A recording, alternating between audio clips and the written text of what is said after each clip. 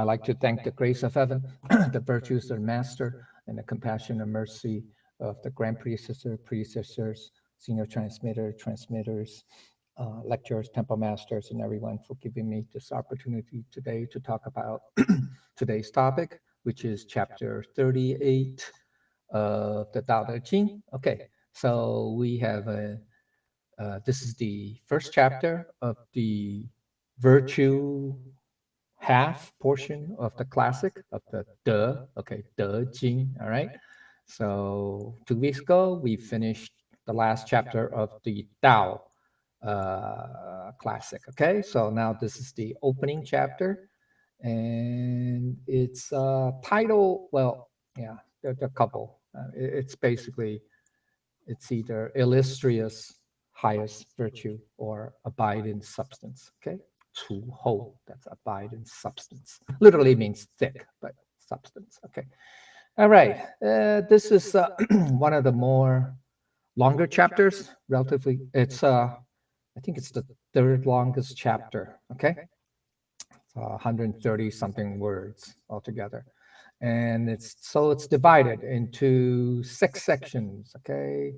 The first 4 phrases is like the thesis, the the opening statement, if you will, the thesis, and then second half of section 1, he separates the difference between 2 types of virtue, high and low. Okay, and then the second section, he goes into detail of what are what what are the, we could say these are all virtues, but yeah, these are virtues are not considered a high virtue. Well, the first one is, but just the different levels. Let's put it that way, different levels. Okay, and then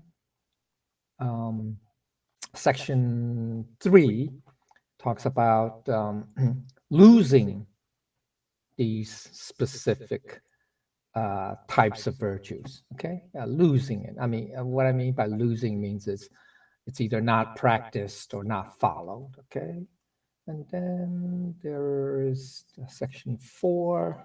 I think the section 4. Yeah, talking about one aspect that that one of these lower levels of virtue, if you can call it that way, what what it will potentially could lead to. All right, okay, and especially when you don't follow them seriously. Okay, all right, that's the key. All right, and then the fifth is about the people who, okay, there are two levels. The people who follow these or who have knowledge, okay, who have knowledge, understanding of these different levels, if you will, but they become attached, okay, just to them, okay, and that could lead to something. Okay, that's one. And the other one is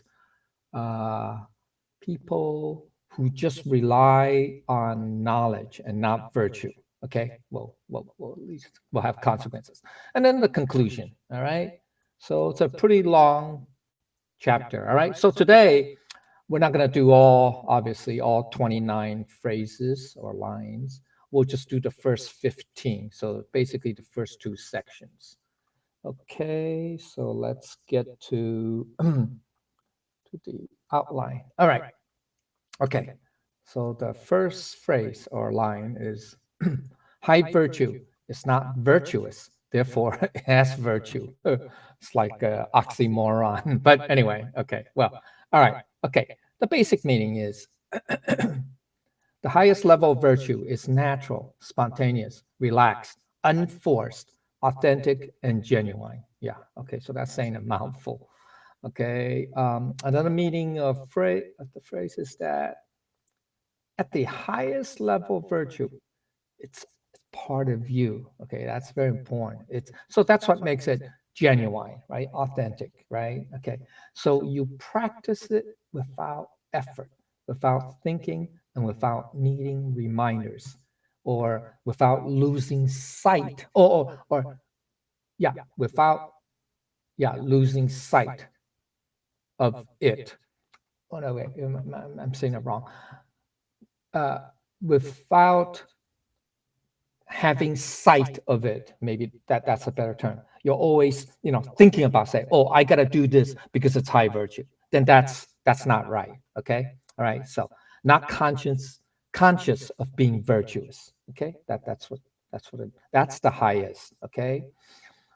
So additional meaning is since the virtue is already part of you, it is no longer separate from you, and every detail of your life is virtuous, so that all aspects of your life is not differentiated from virtue. So has virtue means truly virtuous, the purest form of virtue without pretentious contrivance. Okay. Contrivance means you have like an intention, right? Or an objective, okay? A goal, an agenda. Okay, you can say. All right. All right. Further understanding is so when high virtue is already part of you and an integral part of every aspect of your life, that means it's already fused. That means the virtues are already fused within your everyday life. That means it's being practiced or expressed or manifested. Okay. All right. So it's in thoughts, right? And manifest or express in thoughts, words, and actions. Then there's no need to call it virtue. Okay. So that's why high virtue is not virtuous. Okay. So therefore it's the highest, or therefore it has virtue. Okay. All right. Okay. There's a deeper meaning of high virtue. It's when in accordance with Tao, in alignment with Tao, in conformance with Tao, and congruent with Tao. All that is manifested is called virtue, the authentic virtue that manifests from our Buddha nature essence. All right. So uh, I think I mentioned this in, I think, the previous chapter or two chapters. But anyway, so that's why in the Buddha's sutras, you know, there's a phrase that's always mentioned that uh, the virtues are like the sand grains of the Ganges River, or the Ganges River sand grains are like virtues, metaphor for virtues, that there's infinite, all right? Okay, there's infinite virtues that come from, as long as it comes from our Buddha nature essence. It's authentic. It's part of you. I mean, right? It's already part of you. Okay, it's authentic, it's natural, etc. Okay, so all right. Now the second half of the statement, therefore it has virtue, is that it is the state of being virtuous without claiming to be virtuous. Okay, all right. So another way of saying it is because all our, or your actions are all manifested from the Tao itself, that is to have virtue. Okay. So the key is, where do these quote unquote quote virtues unquote, right? What's the source? What's their source? It's not from our human nature. That's not to say human nature has no virtue. No, no, no. It's not saying that, because we're talking about highest virtue, right? The high virtue, right? The highest virtues, or the high virtue, comes from the Tao, from our Buddha nature. Okay, essence. That's the key. All right. So additional meaning is high virtue is right. It's right next door to the realm of Tao. Okay. In order to attain the Tao, one must go through the realm of high virtue. Well, remember, the Tao, right, as we talk about in the previous 37 chapters, is the essence, right? It's formless, invisible, intangible, etc., etc. Okay, all right. But it has an essence. Okay, and from this invisible, formless, nameless Tao or essence comes forth what? We say functions, applications. So that's why in chapter 37, we use the term 无名之朴, right? That means we translate it directly as simplicity of the nameless. The nameless represents the Tao, the essence, okay? The formless, nameless, etc. And the pu, simplicity, that's one translate. That's one meaning of pu. It also means refined or unprocessed wood, which represents the what? Limitless functions or applications from that essence. And if it comes straight from the essence, that's called virtue. Those applications, those functions are called virtue.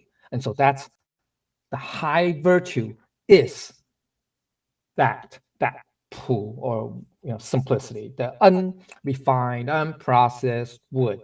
Okay, because it can be shaped, formed for any application, right? So, and also wisdom, which we will get to, comes from that, as part of that, all right? So that's why the high virtue is right next door. We say it's the de, which is the application. So that's the manifestation. So that's why it's right next. We say it's not the essence, okay? Don't confuse the two.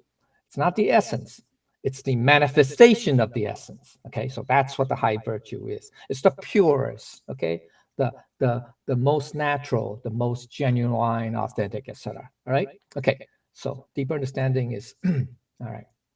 Since all that is manifested from the Tao, it's already part of your everyday life, and there's no distinction between the virtue and your everyday life. It is high virtue. Okay, so that's similar to the first phrase of to illustrate illustrious virtue, which is highest virtue, to renovate the people and to rest in the highest excellence. That's from the Great Learning, right? The very first line.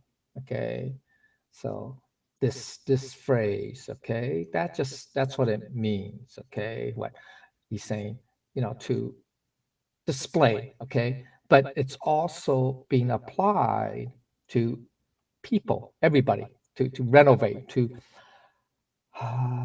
help, to basically to guide, to lead, to guide, to help, right? To change people for the better, to point them in the right direction, etc., etc. Okay, so that's the higher virtue. Okay, all right. Another understanding is this: is when the virtue that is manifested from Tao is normalized. Okay, so that means it's like part of your everyday life or minds in this case, normalized of our ordinary minds or everyday mind. So high virtue is fused within our everyday regular minds, right? Okay, it cannot be separate. Okay, it has to be together, one. Okay, all right. The reason why is because if it's separate, then that's no longer from the Tao essence or from the Buddha nature essence. Okay. Because if it's separate, then that comes from our human nature. So it's not to say human nature has no virtue. Of course it does. It has, but it has also negative too, right? It's dualistic, right? Okay. But that's not high virtue. Okay. All right. So there's a phrase in the Doctrine of the Meaning. It says, "The doings of the supreme heaven have neither sound nor smell." That is perfect virtue. All right. 上天之灾，无声无臭，臭无臭臭之意. Okay. So that's the high, the utmost. Okay. So that's from Dr. Ming, chapter 33, paragraph 6. Okay, so you guys can look it up. That's not what it is. All right, so the implication is okay.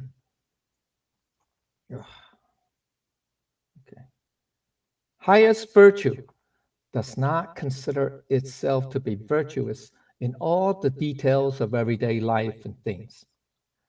just the act of eating. So, for example, just as the act of eating every day, it's not considered a virtuous action, right? Okay, right? I mean, we all have to eat every day. We don't call that a virtuous action. It's just part of our normal lives, right? It's part of our normal lives. So it's integral. You cannot eat. You cannot not eat, right? You have to eat, and so that's part of our lives, right? So just like same thing with virtue or high virtue, right? It's part of our everyday lives, part of our thoughts, words, and actions.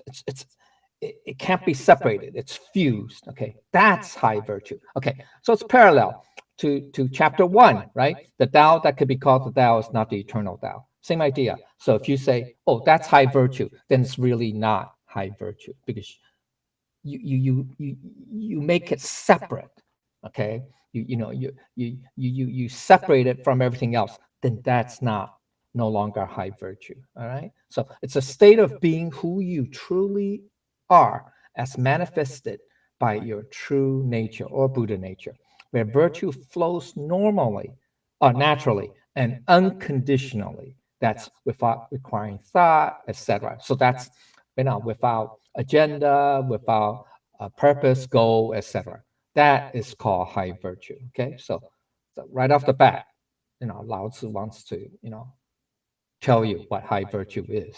Okay, so high virtue is every action that comes out of all our conducts that are in conformance with virtue. So high virtue is not called virtuous, rather it is in use with our ordinary mind. Okay, regular mind. Okay, no pretension, no contrivance, etc. Okay, thus those who do not flaunt or showcase their virtues are truly virtuous. All right. Okay. All right. So that's important. Okay. All right. Now he's distinguishing. There's a lower virtue. It's called low virtue. Never loses virtue. Therefore, it has no virtue. Okay. All right. What does that mean? All right. Low level virtue is what? Contrived, phony, preachy, dogmatic, aggressive, pretentious, unnatural, and coerced. That's what it is. It's not natural, not authentic, or you have to think about it. All right. Even you have to think about it. You have to say, oh, this is good, so therefore I'm going to do it. Or this is bad, I won't do it.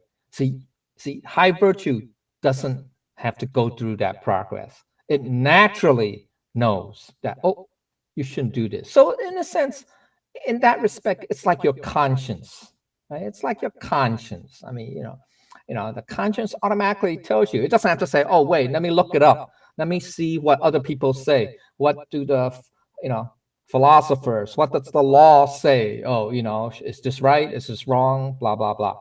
No. Okay. So high virtue, you can say conscience is like part of high virtue, you can say. All right. But low virtue would be different. Okay. So low virtue is just, it's contrived. It's okay. It requires thought. All right. Okay. Another meaning is the lowest level virtue never loses sight of virtues. It requires constant reminders, even harsh rules and punishment to enforce virtuous behavior. At this low level of virtue, it is a constant struggle with the self to be good. All right. See, so Lao Tzu wants to point out that, there are these attempts, you can say, okay, at virtuous behavior, but that's not high virtue, okay, because it's contrived. It never loses sight of virtues, okay. It's no longer natural, spontaneous, okay, and it's because it's no longer from a Buddha nature essence, okay. Additional meaning. Though there are many who talk a good deal about virtue, but cannot actually walk the talk. People who talk about being virtuous, who preach about virtue in order to look pious, but are actually phony and eventually get exposed. Okay, so that's low virtue, right? These are examples of low virtue. Okay, that would be what a low virtue is. All right, before the phony virtuous are exposed, they are often dogmatic, and aggressive, and insistent on following rigid rules or behave in a particular way. All right, so we see many of that, right? Those of low virtue insist on conforming to their standard of virtue they are preaching. And people later discovered that these phonies cannot even live up to their own standards of virtue that they have preached. Okay, so that's all low virtue, all right? You don't walk the talk, hypocritical, et cetera, okay? All right, or double standards or whatever. Okay, so there's another meaning of lower virtue. It's not to be in accordance with Tao, not in alignment with Tao, not in conformance with Tao and incongruent with Tao. Just means you're not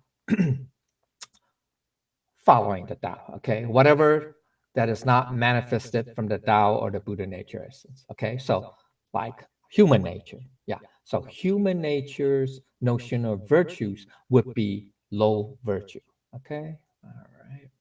Human nature notions, okay? All right. So, when we consider certain things to be good and others to be bad, right? We make this distinction. We have to go have that thought process, and we choose to do things that have virtue while choosing not to do things without virtue. That is not to lose sight of virtue. That means you're always wanting or expecting something while practicing virtue, doing something with conditions, okay? Because we normally do not do things that have virtue unconditionally. So that's all low virtue, okay? So once we make a choice, then all actions are not fused together within virtue. Thus, there's no virtue in the actions because we have to go outside, right? Go to a thought process or distinction, say, oh, this is good and that is bad. So therefore, I'm going to make an effort to do good and not do bad. See, once you have to go through that, that's no longer high virtue. That's low virtue. I mean, it's still not bad. Confucius is not, Lao Tzu is not saying it's not bad. He's just pointing out the difference, okay, between what's high virtue and what's low virtue, okay? All right. So there's high and low, okay? So one is, you can say, spontaneous, natural, flows directly from our Buddha nature essence, from our true self. The other one is you have to go through certain steps, right? Like thought processes or distinctions, saying, oh, this is good, this is bad. So a person of high virtue, the sages, for example, the Buddhas, they just do it without having to say, oh, this is good, this is bad, etc., etc. Okay, so that's very important. And how is that possible? Well, the Buddha nature essence, it's all powerful, knows everything, right? It has that infinite, infinite. It has that innate divine, marvelous wisdom, right? Mahaprajna, right? So that Mahaprajna will automatically point you to what is good or what is bad. I mean, we make that distinction because we don't have that level of wisdom, right? We make that distinction. But Mahaprajna will automatically point you to whatever choice is correct. All right? Okay. All right. So implication is okay.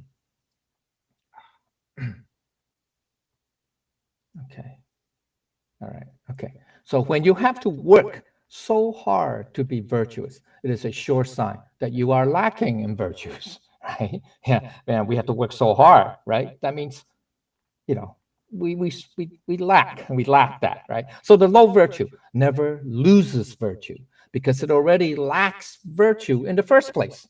So it doesn't have virtue. So therefore, it doesn't lack it, right? Because it doesn't have it to start out with. Okay, so when we start to select things to do based on whether they have virtue or not, then it means there's no longer virtue, right? Why? Because instead of basing our actions on our Buddha nature, we are relying on our human mind instead to decide what has virtue or not, right? So that's knowledge or experience, right? So, That's why towards the end, Lao Tzu also mentioned something about that. Okay. All right. So key point. When we are just talking about virtues to other people without practicing them naturally yourself, then you just possess low virtue. The low level virtue has no virtue because it is not manifested from our mystic divine wisdom of our Buddha. That's the Mahaprajna. Okay. And their actions are not in accordance with the Tao. All right. Okay. No longer comes from that Buddha nature wisdom. Okay. It's instead based on knowledge, etc. Okay. Experience. So they have no virtue. All right. Now, most of you are familiar with the story of Bodhidharma, right? Patriarch Bodhidharma. He's the 28th patriarch of Buddhism and the first patriarch of what we call Zen Buddhism.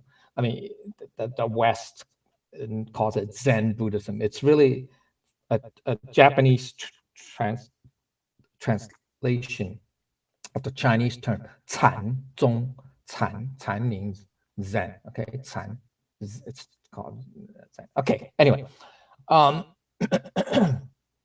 right. So Bodhidharma was the 28th patriarch. Okay, after Buddha, from Mahakasyapa, which is the first.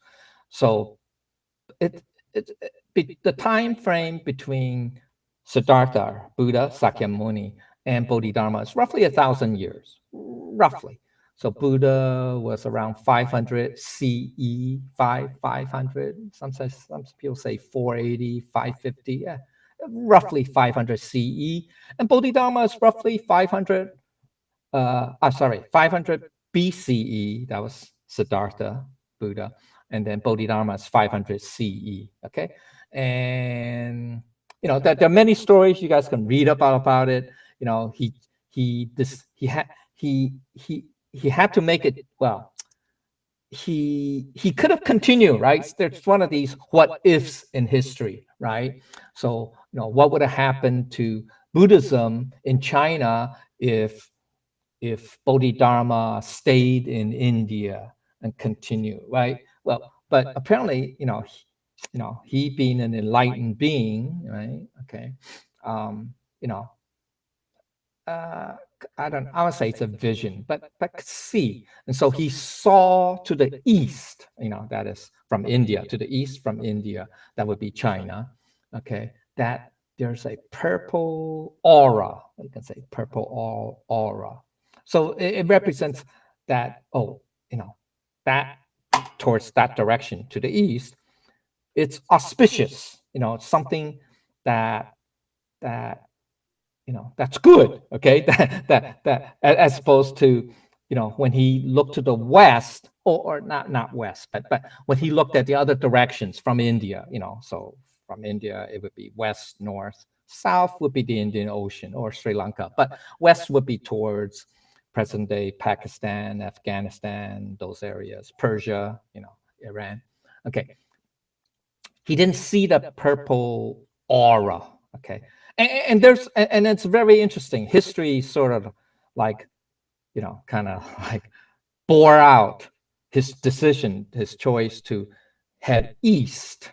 Okay, and it's because after around 600 CE, guess what? You've heard of Islam, right? Okay, so what's that? 476 or roughly 500 CE. That's when Muhammad, the prophet, and basically it's his followers, it's not him. His followers went on a path of conquest throughout the Middle East. Okay, so to spread, for, believe it or not, the teaching, the Quran, or the teachings of Muhammad, the prophet. And they basically, within 50 years after Muhammad's passing, which is roughly 480, 476 CE, roughly 50 years. So by roughly 500 CE or so, 500, 520 something, they conquer. Muhammad's followers conquered practically all of the Mediterranean, all of the Middle East, and headed east towards India. So that's why, towards India, and they, destroyed all the Buddhist monasteries, etc. Okay, throughout northern India, most of northern India. So that's why today, in India, present day India, there's still a lot of Muslims or people of Islamic faith. I mean, they split right into Pakistan, right, and India. But before there was no Pakistan and India, Kashmir, etc. So that's why there is. As a matter of fact, the Taj Mahal was not built by a Hindu or Sanskrit king. It was a Mughal, which is a Muslim. He's a Muslim ruler that built the Taj Mahal. Okay, believe it or not. All right. Okay. Anyway. All right. Okay. So anyway, so Bodhidharma made a good choice. Okay, decided not to stay in northern India. All right, because of this oncoming conflict. In the not too distant future. So he went east. So he went to China. Okay. And during time in China, now China has an interesting story, is we talked about the 3 kingdom periods, remember? Like, I don't know, 2-3 weeks ago. So that was roughly 200 CE, 222 to 280, 200 to 280 CE. Now, this is 500 CE, which follow after the breakdown of the 3 kingdoms. Well, they got unified under the Jin dynasty, who was part of the Wei kingdom under Cao Cao. It was one of Cao Cao's, I think, generals or something like that. But then that collapsed, and then once again in China, roughly by 400, 500 CE, it broke up into different kingdoms again. And then there were called the Northern, Southern dynasties. It's, I don't know, part of the greater period called the 6 dynasties, etc. But so there was a dynasty called the Liang dynasty in roughly South China, south of the Yangtze River, the Yangtze, south of the Yangtze River. And then in the north, there were 2 main kingdoms then. It's called the Western and Eastern Wei. Okay, but anyway, so there's an emperor Wu of the Liang dynasty. Now, by that time, 500 CE, Buddhism had already spread to China by many previous, either monks, etc., traders along the trade, Silk Route, etc. Okay, all right. So Buddhism was already fairly, you can say, widespread, and especially under Emperor Wu. Okay, Wu Di, we call him Emperor Wu. Okay, he was very well educated, and he knew a lot about Buddhism, and he was one of the biggest sponsors, promoters of Buddhism in China. So he built a lot of monasteries. He printed back then. Even though they had paper, they had books, but still it's relatively expensive. So his he sponsored printing of many Buddhist sutras. Okay, all right. So so he did a lot of good. He supported lot of the Buddhist monasteries. He opened up or built up a lot of different temples for the Buddhists. As a matter of fact, he himself. It's an interesting story, but I don't want to get into it. But one of his I don't know, I can say traits or something. He now he's not a full-time vegetarian, but he even wanted to promote vegetarianism. By the way, which is kind of I can you say ahead of its times, if you will.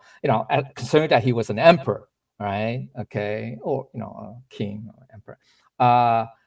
He himself promoted vegetarianism and try to stick to a vegetarian diet especially on the 1st and 15th of the lunar calendar, and also in a lot of those rituals and ceremonies. Like he tried to promote the use of vegetarian, food in a lot of the, traditional, customary rituals, held in China. Like say, they have rituals for birthdays or for even the passing, right, of relatives. Back then or in ancient China, yeah, they used a lot of animal sacrifices, and he tried to promote, instead of using animal sacrifices, to substitute with vegetarian, food instead. So you can say he was kind of ahead of his time. Unfortunately, he didn't meet a happy ending, unfortunately, because anyway, that's another story. Okay, but the story is this: Patriarch Bodhidharma, when he went to China, Emperor Wu heard about it. Okay, it's like, oh, there's a well-respected patriarch of Buddhism, and a monk from India that's that's coming to China, etc., etc. So he invited him to Bodhidharma to the palace, and wanted to talk to him, or get his insight, because Emperor Wu, back then, was a pretty ardent follower of Buddhism. Okay, all right, or okay, and he also read a lot of sutras or teachings, okay, on Buddha. So he asked Bodhidharma, so how much merit have I earned for building all these monasteries, temples, and publishing all these sutras, etc. Okay, so now, okay, so Bodhidharma, uh, if you see paintings, historical paintings, he's often displayed as a very, definitely non-Asian, non-Eastern Asian, very, very much like a barbarian. As a matter of fact, one of the nicknames for Bodhidharma was, what's the Chinese term? It's called B, B something. Yeah, it just means blue eye barbarian, or green eye, blue eye, green eye barbarian. So anyway, because he's from, we're not even sure which part of India he's from. Some people say he's from the south. Some people say he's from the, west. It doesn't matter. But the point is, he's from his outer appearance or physical appearance, he looks like a barbarian. Okay, he looked like anyway. So Bodhidharma, he's very direct, and I mean, he doesn't use he's very direct and straightforward. Okay, honest. Yeah, you can say honest, straightforward. And so he said he responded to Emperor Wu's question, about his merits. Now, in those days, okay, in Buddha's teachings, they do use the word virtues, but they often interchangeably use it with merits. Okay, gong. Okay, so we say, then in Chinese we say gong de, that's virtuous merit, or merit with virtues. Okay, so it tends to equate the two, because in Buddhism, their merit is the high level, okay, which is the high virtue. Okay, it's not because it's supposed to be uncontrived, right? Okay, so what Bodhidharma said was that response is, you have no virtue, none whatsoever. He said, you make, you build all those monasteries, printed all these sutras, etc. You supported all the Buddhist monks, but he said those are all in the material realm. All right. So from from Buddha's perspective, that's not virtue. Okay, that's not merit. Okay, so Emperor Wu was kind of like shocked. he had expected that Bodhidharma to respond to his question by saying, "Oh, you did good, but you need to do more," or something like that. To encourage him or to sort of like compliment him, say, "Yeah, you know, but there's still more to that you could do." Okay. Instead, Bodhidharma basically tell him that you have zero merit. All right. So Emperor Wu, he's not he's a pretty intelligent person. Okay, he read a lot of Buddhist sutras. Okay, so he wanted to ask why. So he goes. So he asked Bodhidharma, but why? So why is that? And so Bodhidharma responded that, because your deeds or your merits, quote unquote merits, are just relate to the physical material things, monasteries, books, sutras, etc., etc., etc. So at best, your merit, quote unquote merit, would grant you, will give you karmic rewards in the future. All right. So that's at best. So that's why we talk about wu wei, or uncontrived, right? Okay, that's that. All right, which we'll talk about in the next section. But anyway, um, uh, because you have that attachment, or Emperor Wu had that attachment to quote unquote virtue or merit, right? About building monasteries, printing sutras, etc., etc. Because of that attachment or that agenda, if you will, contrivance, then it's no longer high virtue. Okay, it's just low virtue, which is which will be manifested. In this case, it's good, right? He did good things, right? As karmic reward, right? So that's what Bodhidharma meant. So there's more story. Basically, then Emperor Wu kept ask more questions, asking, well, then what's considered merit? So Bodhidharma responded, says something that's pure, that's clear, or divine. I'm trying to remember exactly what they said. Pure, clear, wisdom with emptiness of the self. Basically, he was just explaining what that high virtue or high or merit, true merit qualities are. That it has to be pure, it's clear, no hidden agenda. Okay, it's wisdom, which is part of that manifestation from our Buddha nature, and has no self. Okay, no ego, no. Okay, so no attachment. Okay, so and then Emperor Wu, he still wanted to find out. He says, then wait a minute. Okay, then what is the highest teaching of Buddhism? Okay, or what is the highest meaning of noble truth? That's one of his questions. And what Bodhidharma said, there's no noble truth. There's only emptiness. And then he says, what? So there's no noble truth, no Buddha, no none of that. Then he asks, then who's standing before me? He's talking to Bodhidharma, asking. Bodhidharma says, I don't know.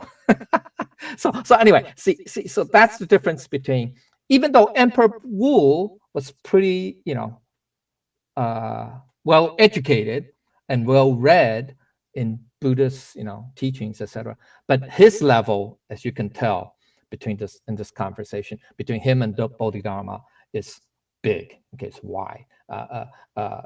So Emperor Wu was still attached, still has notions of attachment, okay, and notions of the ego, etc. Okay, and so what Bodhidharma is saying is that those, even though it's good, you did good things. I mean, that's there's no doubt, but that's from from the highest perspective level, okay, highest level of virtue. That's not high virtue. That's still low virtue. Okay. All right. So sorry for the long story, but anyway, it's important. Okay. So let's go down to section 2.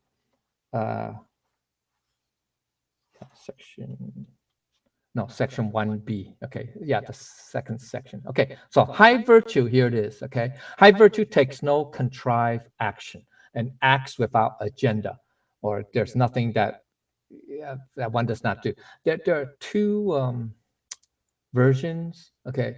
It's either wu yi wei or wu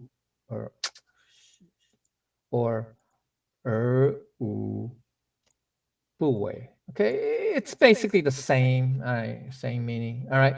Okay. We know what wu wei is. It's very important, right? Okay. All right. This is one of the most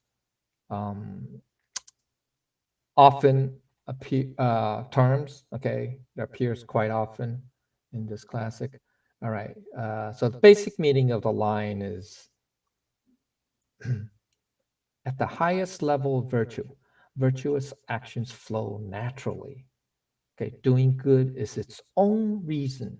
Okay, there's no need to ask why. Okay, why? Okay, just is, just so. So praise and rewards are not necessary. Virtuous action should be done without any attachment. Hence, highly virtuous cultivators do good deeds because that's who they are, not for any particular reason. So that's what Bodhidharma was trying to tell Emperor Wu, that he still had attachments, right? Okay, so therefore, according from Buddha, in the highest level perspective, he had no merit. Okay, all right. So another line in him saying, there's no need to draw attention or hide. If people notice your actions, it doesn't change anything. If they don't, it doesn't matter because you weren't looking for attention in the first place, right? So whenever we, if we can follow our Buddha nature, our conscience, and do things as flowing naturally from our Buddha nature, it doesn't matter whether people notice or don't notice that. Okay, it doesn't matter. Okay, all right. So you don't do it because you want to get noticed, or you don't do it because you don't want to get noticed. Okay, so all right. Okay. Um, so it also doesn't mean. It also doesn't not mean. It doesn't make sense. Double negative. Okay. It also doesn't mean, that's better. Okay. Doesn't mean to go out of your way to hide your actions. Okay. Hide your actions to evade notice or to be anonymous. It doesn't mean that, okay, that you have to go out of your way either. All right. Because that's also another intention. All right. Okay. So this would also be the opposite extreme of seeking attention. To be non-conditioned means just to take action naturally without drawing attention, nor to hide your tracks, etc. Neither attached to seeking attention nor attached to being anonymous. Okay? You just do it, just do it. Okay? Just so. Okay? Don't worry about, oh, am I going to get noticed, or I won't get noticed, or I don't want to get noticed, etc., etc. All right? Okay? None of that. That's conditions. Okay? Those are all conditions. Okay, there's no need. All right. Okay. So the state of non-attachment or non-conditioned state is a powerful and independent state because the one who acts from it does not need anything from anyone.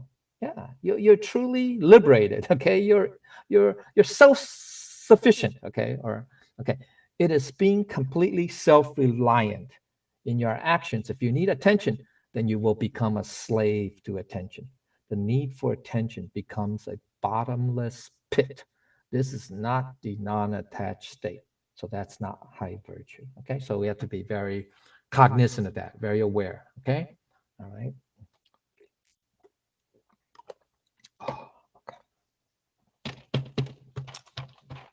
All right. Okay. So deeper meaning of Wu Wei. Okay. There's a general, okay, general, all right? It just means it's non-conditioned action without attachment or agenda to the outcome, without struggle or straining effort.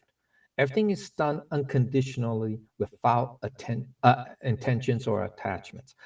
Literally, nothing is done with conditions. That's what I mean. Not subject to cause, spontaneous, detached from, not subject to cause, or not subject to spontaneous, yeah.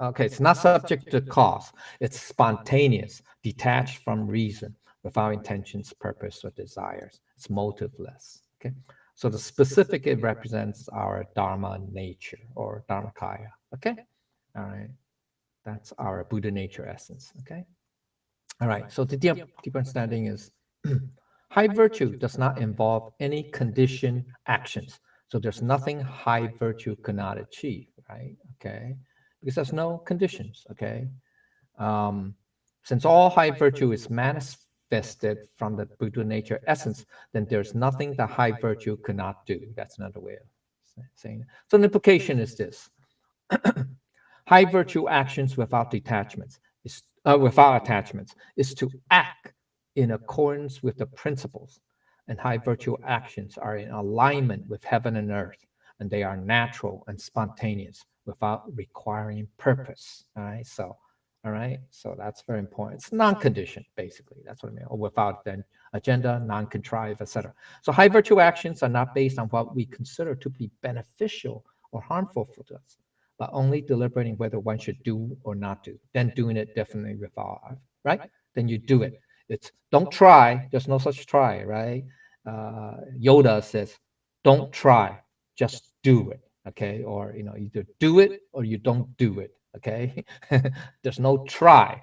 Okay, that means you're not doing anything. Okay, so no trying. Okay, you either do it or you don't do it. Okay, all right. Okay. All right. Now comes he's further distinguishing, right, between high and low. Okay, so he already talked about how low virtue is. Now he's taking about what low virtue. So low virtue takes contrived action. So both high and low have contrived action, right? Sorry, high has no contrived action, no contrived action. But low virtue takes contrived action and acts with agenda. Okay, so that's the difference between high and low. It has contrived action and has agenda. Okay, all right. So another meaning of low virtue is that, basic meaning is low virtue is always about acting with attachments. So it's never completely genuine, right, or natural. Okay, low virtue is very much attached and contrived. That means it's artificial, unnatural, not altruistic, very selfish, self-serving, and having an agenda. Okay, another additional meaning is low virtue actions are done for attention, praise, or rewards. That's what Bodhidharma, when he expressed to Emperor Wu that his merits, I mean, he doesn't have merits because his actions are all done for either attention, praise, or rewards. Okay, attachment. Okay, etc. All right, so that's why it's low virtue. Okay, so deeper understanding is a person of low virtue will take action when it is considered to be virtuous. Yeah, see, so this is falling to a mind of selfishness, right? So we often say, hey, this is good, or this is considered virtuous. So therefore, we'll do it.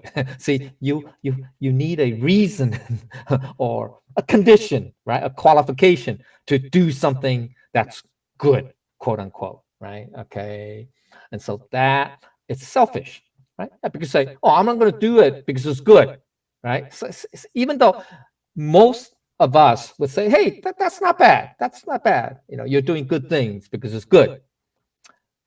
But that's actually selfish. Okay. All right. Okay. All right. All right. Something that one does not do is when a low virtue person will not do something that is not beneficial to him. Right. Okay. So yeah. Likewise, right. If you find that, oh, this doesn't benefit me, then I wouldn't do it. All right. Even though it may appear that in the short term you don't gain anything or you don't benefit from doing it, but in the end it'll benefit everybody. So that's the problem with our human nature, human minds, is we tend to look only at the short term or what's before our eyes, right? In this case, you know, selfish, right? Self. Okay, all right, the self, all right. So by observing what people do, see if they are doing a particular thing for a specific reason or some sort of agenda, which is negative, okay? Or is it really just an act of compassion that's positive, right? So this is similar, I think, in the analytics. It's in book one, yeah, share or on learning, that Confucius was talking about how do you evaluate people's motives. I mean, evaluate people. You you observe their actions, words, etc., and see what their motive is. Okay, so that's what it is. Okay, all right. Is it possible that people now? Okay, so now this comes into becomes dualistic. Okay, it becomes when you have to determine whether they're they have a hidden agenda or just simply spontaneous act of compassion. Okay, but it is also possible that people are using contrived actions, which is low virtue. That's virtues with an agenda. I mean, actions with agenda. However, as a discipline or means of practice to help them to get to high virtue. So it's also possible. Okay, so we should not rush to judgment. Okay, but for if we're not at the high virtue level yet, it doesn't mean you cannot use low virtue actions as a practice, as a discipline to help you get to the higher level. So, okay, yeah, that's the next point I was going to talk about. Okay, so the key point is this: the road to the Tao leads through high virtue. Okay, absolutely must go through high virtue. Okay, that's the key. One must pass through high virtue to get to the Tao, or we say to attain the Tao, to achieve the Tao. Okay, so one starts with low virtue. One needs the constant reminders to be virtuous until it becomes second nature or first nature, true nature. Okay, so when it becomes natural, then one is at the high virtue level. Okay, so remember, I don't know if you guys heard the story of the sixth patriarch, right? The platform sutta, Sun Shu, and Hui Neng, okay, the future sixth patriarch. Okay, so in the Platform Sutra, all right. Um, I don't want to go too much detail, but I just want to read what. Let's see, where am I? Okay, Sun Shu. Sun Shu is the was the senior disciple of the fifth patriarch Hong Ren. Okay, all right. So he wrote, he wrote up, you know, uh, the the 55th patriarch wanted to test to see, how, what the level, how well has his disciples progressed. So he asked, the disciples in the monastery to write us a poem, a 4-line stanza to, to display or to indicate, to show what you understand about Tao, about the Buddha's teaching, Dharma. Okay, and obviously Sun Shu being the senior disciple, most senior disciple, uh, you know, you know, all the other disciples defer to him to say, oh, since he's the most educated, most learned, he should represent us. He should write the poem for us. So he did. Okay, so he wrote it. It's a long story. I don't want to talk. I just want to go to the poem itself. Basically, he said, um, "Our body is the Bodhi tree." This is one translation. There are different translations, but this is one of the. Let's see, there's another one that's better. But this is one typical translation. Okay, all right. Let's see. It's okay. Here, the one translation is this: the body, our body is the Bodhi tree. Okay, okay. So, and the mind is like a clear mirror stand. Okay, strive to clean it constantly.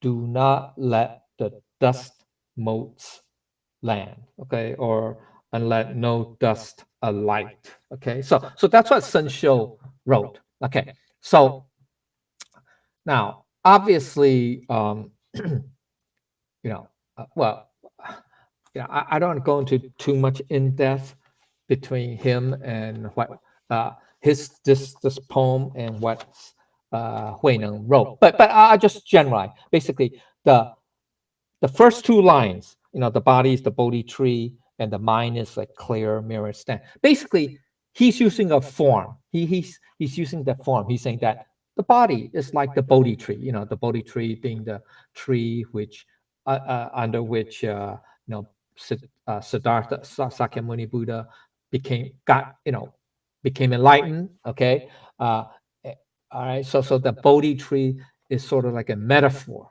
Okay, so he's saying the body is like that Bodhi tree. Okay, so you can say it, it, it represents the that path of enlightenment, or if you will, okay, something.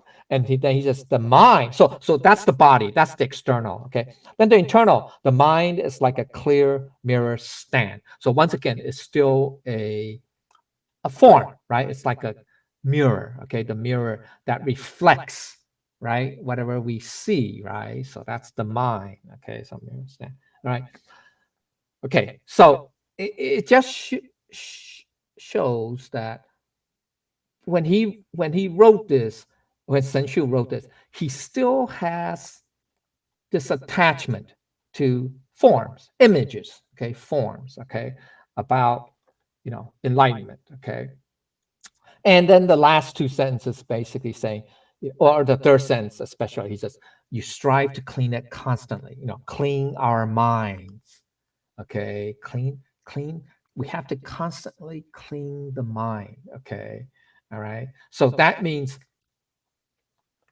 there's an agenda, right? There's in this case, it's positive. Yeah, you want to have a clean mind, right? Okay, or clear mind, right? Okay, so he has an agenda. So this illustrates that at Sun Shu's level, he's still at the level of low virtue. Okay.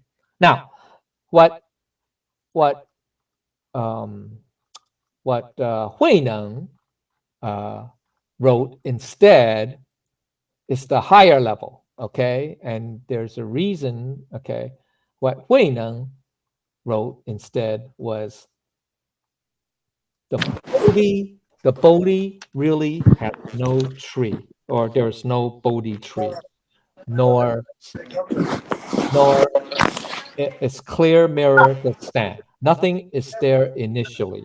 So where can the dust motes land? Okay, so Sun Shu is like almost the opposite. So basically, he's saying the Bodhi really has no tree. Okay, so that's basically the opposite. Of Sun Shu. Basically, there's no form. Okay, so nor is there a clear mirror to stand. That's the mind. It's not like a mirror. Okay, and so nothing is there initially. So basically, Sun Shu is closer to high virtue than Sun Shu. Sun Shu is, we say, low virtue because he still has this attachment, has an agenda. Whereas Huineng is closer to the high virtue because he's basically saying that there's nothing. It's all empty, right? There's nothing. So there's nothing there initially, right? To begin with. So how can the dust cover it up, right? So that's the higher level. Okay. Now, it doesn't necessarily mean that he's completely enlightened at that point yet. It's still not, but that's a separate story. Okay. But I just want to illustrate the difference between high and low. Okay. So that's the difference. All right. Okay. So all right. Now let's go to the next section. Okay, so we're on section 2 now, right? Section 2. Okay, so high benevolence takes contrived action and acts without agenda. Okay, so contrived action in this case means you have a purpose, a goal. Okay, excuse me. All right, so basic meaning of first phrase is that starting from this line, there are more subtle distinctions for specific kinds of virtue, right? As I said from the beginning, Lao Tzu talked just about, high and low virtue, right? So now he's going to more details about what is virtue. Okay, what is high virtue or what is low virtue? Okay, so what are they? What are their what are their traits, or you can say, right, trait. So he used benevolence, high benevolence. So benevolence is one such kind of virtue. So benevolent actions are considered contrived because there's always a specific intention. What is the intention? To be humane, to be compassionate or merciful, right? So that's why it's called contrived. But it's still virtue. Okay, so it's a type of virtue. Okay, we say benevolent, and in this case, high virtue takes contrived action and acts without agenda. So he's distinguishing that this benevolence is not yet high virtue. It's not high virtue because it's contrived, because it has a specific intent, whereas high virtue is not. But he's saying, okay, but below that, or part of the virtue umbrella, there is a level that's pretty high up, that's pretty close to high virtue, and that's high benevolence. Okay, all right, okay. So another meaning is benevolence includes specific intentions of displaying compassion, kind-heartedness, mercy, etc., which are all good, right? It's not bad. Okay, so with high virtue or with high benevolence, one strives, one has intent to extend kindness to others, right? Yeah, you want to help others, you want to be kind, humane, compassionate, etc. Okay, so for instance, contrivance is not always a negative thing. That's what I'm trying to say. Okay, it's intention. Okay, it's not. One can contrive to be good, right? One can, one has the goal, right? Intention to be good. So to contrive to do good is still a positive, but there's already a distance from the Tao, because to contrive to do good falls under duality, right? So it's no longer high virtue. It's below. You can say it's low virtue. Okay, but it's you can say the highest level of low virtue. You can say that. All right. Okay. All right. So basic meaning of the second phrase is, which is an act without agenda. Okay. So there's no hidden agenda in the highest level of benevolence. The benevolent action is done to benefit others unconditional. It's not okay. So a benevolent action is done not because, you yourself is going to gain something from it. No, right? It's just to help others. That's it, period, without any agenda, without any, all right? Okay, all right, qualification or conditions. Okay, so that's why in a contrived action of high benevolence, there are no thoughts about yourself. That's why it's no self, okay, or selfless, and no conditions, motives, or hidden agenda. All right, so thoughts of benevolence that is exclusively about the welfare of others without any thoughts of oneself. That's high benevolence. Okay, all right.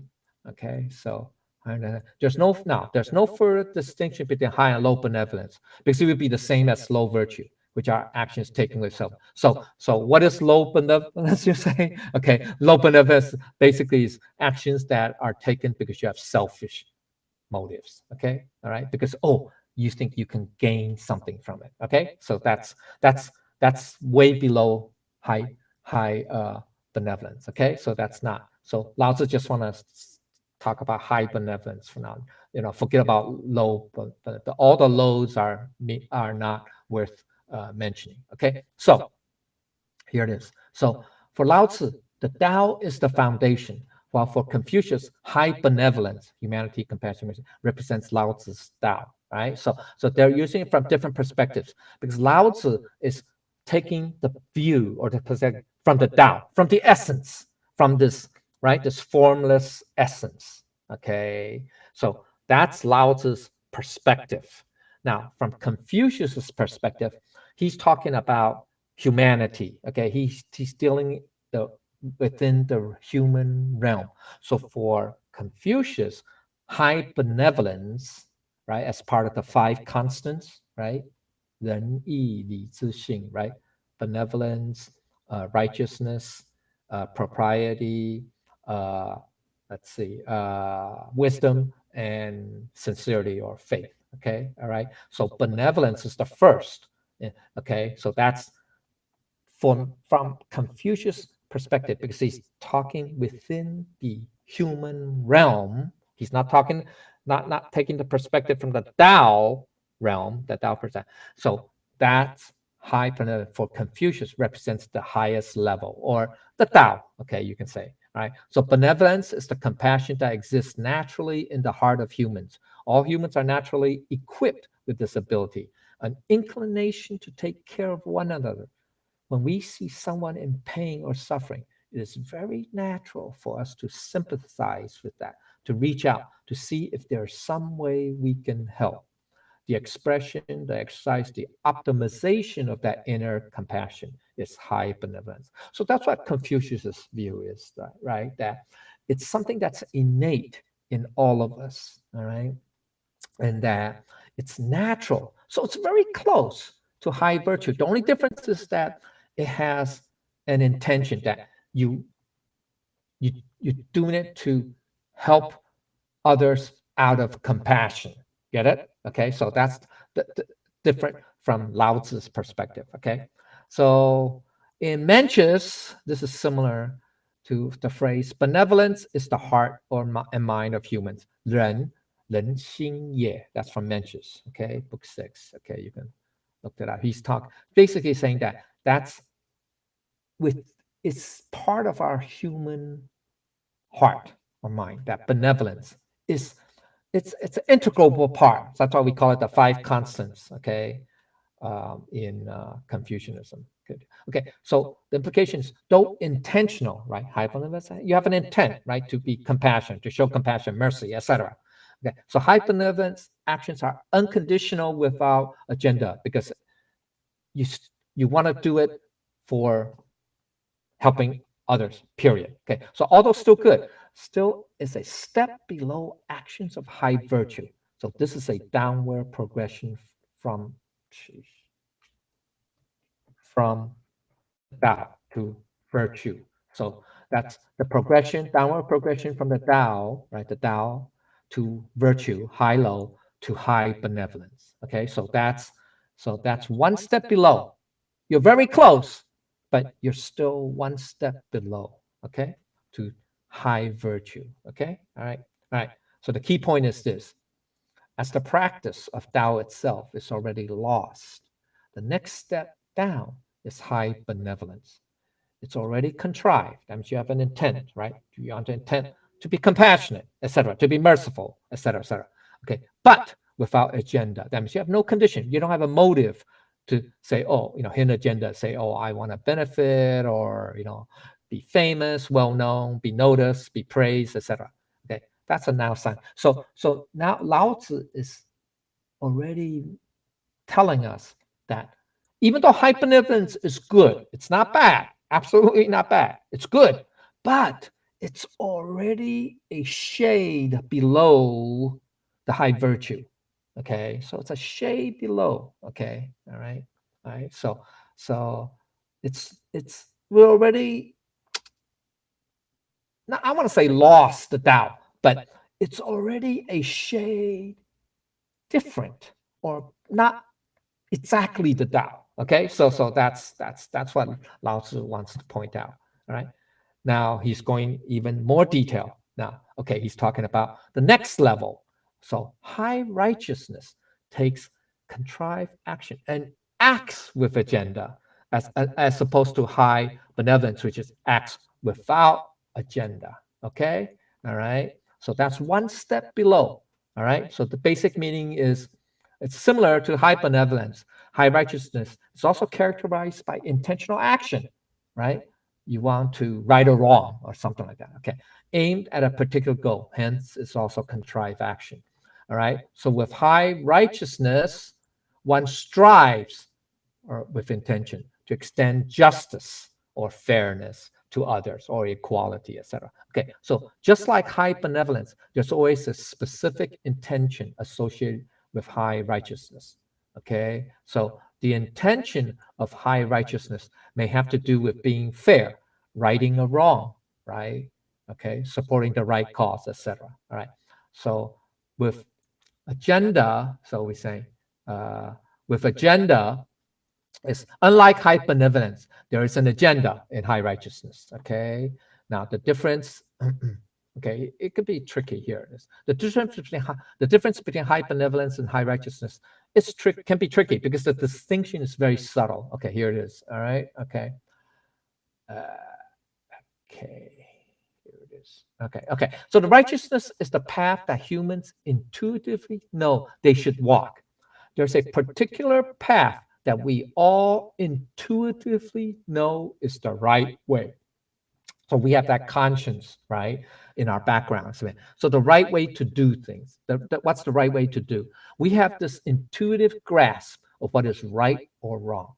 It just needs to be amplified or expressed through personal cultivation. But it's there. It exists in everyone, like our conscience, for example. After learning or being taught by parents and teachers, can bring out what is already within to know the difference between what is right and wrong. Now, that's similar to the phrase, this is the next phrase from the previous phrase of benevolence. He says, righteousness is the path of humans.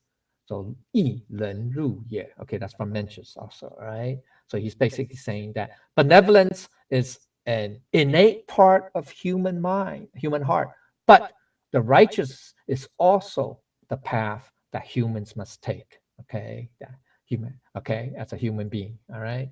Okay, so high benevolence is selfless, it's without agenda. So when you are motivated by compassion, your thoughts are on the welfare of others, not yourself. Whereas with high righteousness, when you wish to do what is right, it is always because you feel strongly justified in yourself, your sense of what is right or wrong. Okay, so that's that part. Okay, that agenda. Okay, so thus, although justice may be the goal, that's the intention, right? The contrivance, but the self justification becomes part of the agenda. That's the motive. Okay, all right. Okay, so the implication is this: high righteousness is one step down from high benevolence because its intentional actions have conditions or motives such as self-justification. Okay, there's a Tao of justice. Okay, well, I call it Tao of righteousness. Okay, let's go down to, let's go page down to Appendix A.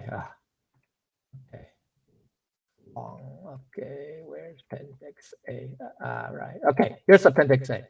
It's called the Tao of righteousness, Tao Zi Yi. Okay. Now I broke it up into two pieces: what Lao Tzu talks about and what in human terms. Okay, what it is. So there's the Tao. That's the natural balance, and then the humans tipping the scale. Okay. All right. So first point: the Tao. Divine justice flows naturally and comes for everyone sooner. That's karma. That's called karma. Okay. Now, that's how the Tao naturally works. Okay. That's the law of causality. It works by law of causality. All right. Okay. So there's karma. Okay. Karma is an aspect of law of causality. Okay. So on the other hand, in the human realm or humans typically, we take justice into our own hands and act with a specific agenda, either with the laws, through the laws, courts, legal system, etc. Right? We have that because that's how we have order in society. That's okay. That's because we're not yet enlightened, right? We're not enlightened. We're not in utopia, paradise, right? Okay. So all right. So we have to do that. Page. But anyway, okay, yeah. So the heavenly net, there's this phrase, okay? The heavenly net is broad and wide, though it is loose, but it does not let anything slip through. Okay, now this is from, I'm going ahead. This is from the last line of chapter 73. Okay, so it's 天网恢恢, 疏而不思. Okay, so that's the last line. It's called the heavenly net, by the way. Okay, the last word, last sentence. Okay, so well, what does that mean? Well, I'll talk.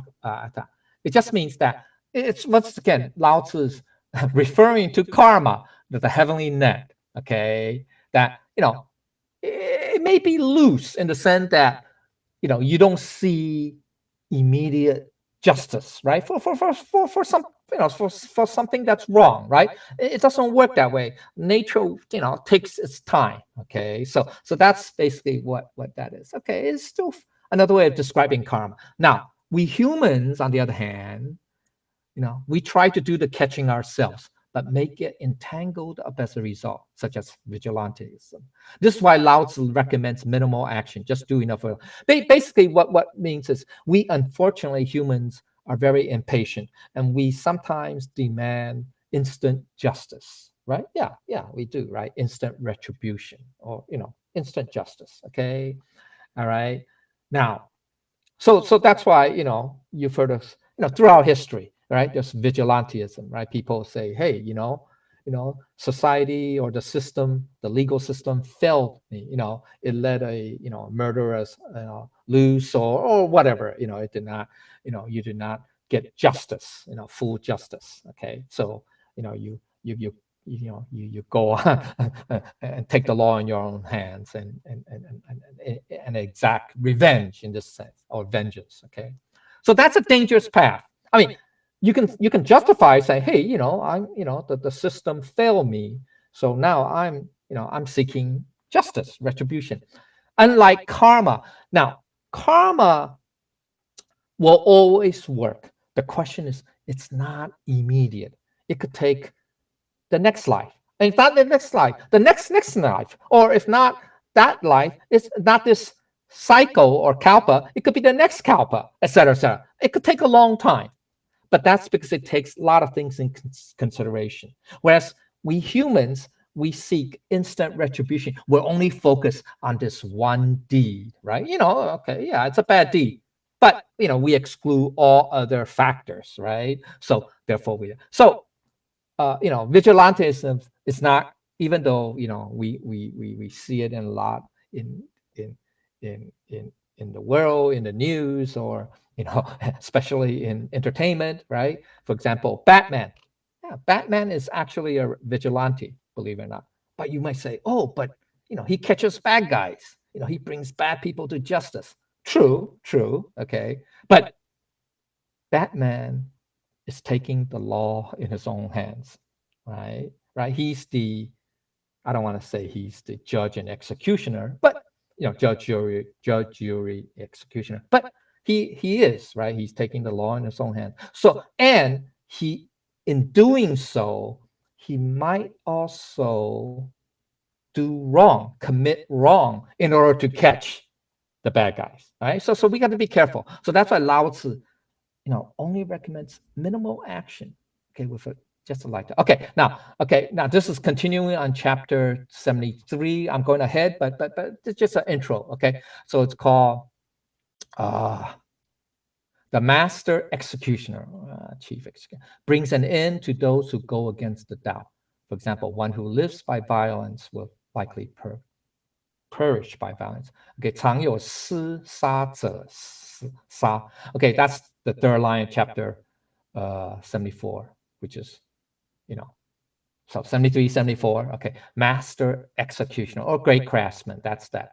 Okay, that's the third line. Okay, so that's another phrase. Okay, now, so similar to this proverb in the Gospel of Matthew, right? Similar to the proverb, for all they that take the sword shall perish with the sword, right? 反动刀的必死在刀下. Okay, that's Matthew 26:52. Okay, that's when Jesus was about to be, I think, arrested in the garden or something, right? By betrayed by Judas. Okay, and Peter, I think it was Peter, took the sword to defend prevent Jesus' arrest. And then Jesus told, Peter to put away the sword, and he gave this. Okay, and then he said this. Okay, but anyway, all right. So you could say that's the karma that Jesus was saying. Hey, don't go against the karma. That's or don't. Yeah, in this case, don't live by violence. Okay, because then more than likely karma will take its course and you'll die by violence. Okay, so here's where it is. Okay, this is what it is. We can hurt ourselves when we resort to killing criminals. I never heard that. I thought, hey, bringing justice, capital punishment is a good thing because, we are getting rid of those murderers, whoever, those heinous crimes, okay.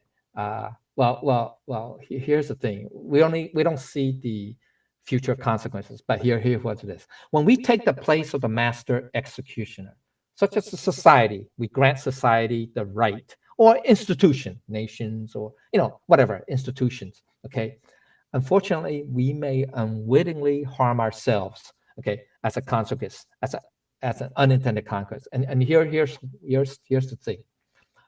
Right? How many times we've heard stories of where people were executed, and then we found out later that we executed the wrong person.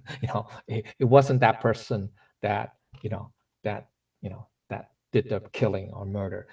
He's being framed. He was framed. He was a scapegoat. Whatever. Okay. So those are the obvious things. And then of course people incarcerated. Until we have DNA science and found out that sorry, we locked into jail for 20, 30 years, the wrong person. Sorry. Okay. All right. So those are all, you can say, unintended consequences. Okay. Results. All right. So even though we say, capital punishment or execution of people who did, heinous crimes, murder, et cetera, et cetera, et cetera, et cetera. It's justice. We give society or whatever, the state, the institution, the right to kill. But it's a paradox. It's a contradiction. And here's why. So this is the paradox at the heart of capital punishment. Okay, so the logic goes something like this. A, killing is wrong. Yeah, right. We have laws. We say, hey, you should not kill, right? I think the 10 Commandments, what does that say? It's a 5th or 6th commandment, thou shalt not kill, right? That's when, God gave the 10 Commandments to Moses. All right, okay, so killing is wrong. So everybody kind of, we all pretty much agree, killing is wrong. Okay, so here's the next logic, next step. So someone has killed, you have killed. Now, so as punishment, we're going to kill you. Yeah, that's punishment. Yeah, that's called capital punishment. Okay. Now, thus, the logic, their conclusion is, therefore, thus, we will do the same wrong as you have done, right? I.e., the institution. Okay. Even though, we say, we give institution the right to kill, but that's arbitrary, right? Okay. It's a choice. All right, we grant some. So if that's the case, then somebody can also say, hey, if you grant institution the right to kill, why can't I have the right to kill? See, so that's the contradiction. That's the paradox. So that is why actually all these Buddhas, all the Siddhartha, Sakyamuni, Buddha, Lao Tzu, they all, let's put it this way, they all do not advocate for capital punishment or do not condone capital punishment, because that's contradiction. That's a contradiction, right? Right? Okay. To them, to Buddha, to Lao Tzu, karma will take that course. And here it is. Okay, here it is. The ideal Tao-oriented justice from Lao Tzu's perspective would not necessarily include capital punishment. And here's what it is, okay? Now, it's mentioned in a couple parts of the Bible, but I'm using the New Testament, Romans. I think it's also mentioned in Deuteronomy. I forgot. Yeah, Deuteronomy. All right, okay. All right. But anyway, it's similar to Vengeance is mine, I will repay, saith the Lord. Now, this is the King James version. There are many different translations, or all that, but it doesn't matter. But it basically, and now this is from Romans 12. That's what Paul wrote. Okay, so basically, God said, "Vengeance is His; He will repay." He didn't say to Moses or to the children of Israel and say, "Hey, you know what? Whenever you have you have murderers or whatever, you want to mete out justice, yeah, here's the capital punishment." I mean, I can't. I mean, in those days, okay, we're talking about 2,000 years ago, 2,000 plus years ago. A lot of societies have what we call reciprocal justice. All right, it's called reciprocal justice. What does that mean? That means, well, once again, it's from, I think, another line. I think it's also in Matthew's. There was one in Matthew's, and I think there's one in the Old Testament. I forgot where, but it says, an eye for an eye, tooth for a tooth. So on the surface level, it just means that, hey, if somebody took out your eyes, then, you get the right to take out their eyes, et cetera, et cetera. So that's in the very superficial level, that's reciprocal justice, right? Hey, yeah, it's fair. Now, to be fair, that's this reciprocal justice. It's not unique to, to the people of that time, to the people of Israel. It actually really goes further back. Okay, it's actually prevalent throughout much of the ancient world, all over, even in China. Okay, now I'm talking about. Okay, so when during the time of Christ, it's 2,000 years ago, but in the Judaism, they also have reciprocal justice. They also follow that, but that's not unique. Actually, they say, a lot of scholars think that Judaism took that notion, concept of reciprocal justice from other cultures prior to them, such as the Babylonians. If you really want to go back, it's 2,000 roughly 4,500 years ago, well, roughly, okay, 4,500. The reciprocal justice really start, or let's say the evidence, the written evidence that we have, okay, were found by archaeologists in, I think, present-day Iraq or someplace. It's called the, have you guys heard the Code of Hammurabi, right? The Hammurabi Code, they call it, okay, or law. He used a lot of reciprocal justice in there. Yeah, it's very severe. It's just, if you steal, you cut off the hand. So that's similar to, a lot of Islamic countries who follow Sharia law, which is a very strict interpretation and very, you can say, severe. So in Saudi Arabia, if you're a thief and you're caught stealing, you get your right hand cut off, or something like that, right? Or that's a whole bunch. Or if you're caught being an adulterer, you get stoned to death, et cetera, whatever. Okay, so this notion of reciprocal justice, it's not unique, okay, to, in the Bible or to Judaism or whatever, but it's ancient. In China, same thing. During the early, I think, Shah dynasty, I think it's a Shah, yeah, Shah or Song, or even maybe previous to that, they also have reciprocal justice, that in China. So it's not, unique. It's pretty, but it's pretty harsh. You have to admit, it's pretty harsh. Okay. Now we can debate whether it's effective as a deterrent or not, and that's what chapter 74 is going to talk about. I mean, I'm jumping ahead, but that's just a preview. Okay, 74. Lao Tzu frowned upon using death in this death penalty, capital punishment, as a deterrent. Yeah, and so that's one of the justifications point out by a lot of pro capital punishment people who say, hey, that's a deterrent. Well, actually, the statistics don't bear that up. We still have murders, okay, regardless. All right, okay, all right. So that's what Lao Tzu was pointing out in 74, that using capital punishment or the fear of death as a deterrence is not necessarily effective. Okay, all right, because it doesn't address the root of the issue. Why do people kill? All right, why do people have to kill? Right? It doesn't address. Yeah, you kill them. Now, by killing them, does it bring back to life the people they kill? Of course not. But people say, hey, you know what? I know that they, it's not going to bring back the people that I love died, that were killed, but at least I seek pleasure, or I seek satisfaction. I don't say pleasure because that's too much, but I see satisfaction in seeing the evildoers, the murderers, get killed. Okay, so that's vengeance. That's the idea of vengeance. And so God said vengeance is his.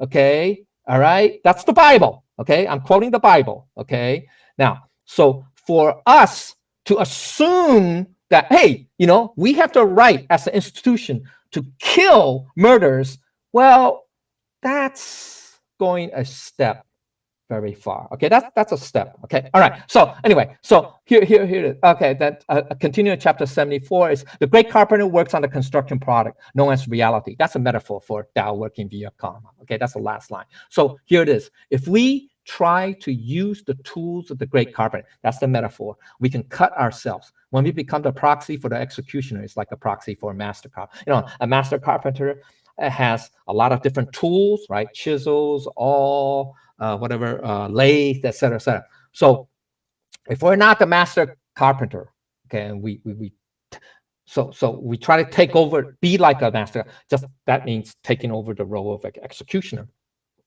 we could potentially hurt ourselves. Okay, all right. So the Tao perspective on justice is very karmic.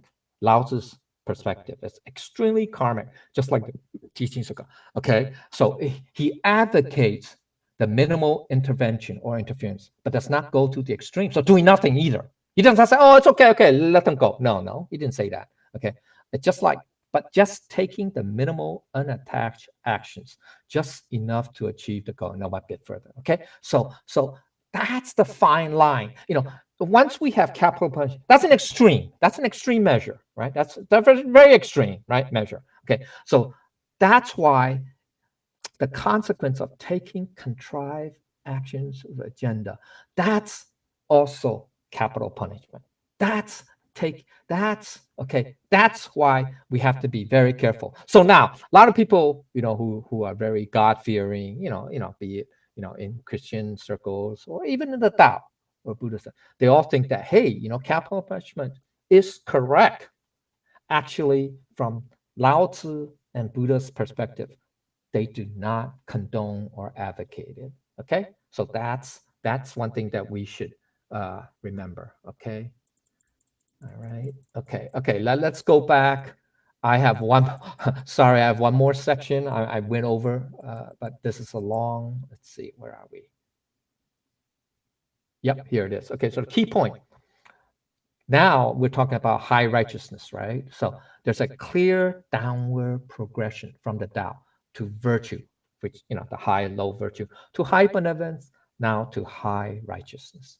So where high benevolence is intentional, that's contrived. You have a goal, intent, right? Action without agenda, that means it's non-contingent. Yeah, you just want to help others, period. That's it. Not to benefit yourself, not to be praised, etc. And high righteousness, it's intentional, right? You want to seek justice. You want to, spread justice, or okay. But it also has an agenda, okay, with conditions more. This is where there's an emphasis on labels and names. Okay, that's when we're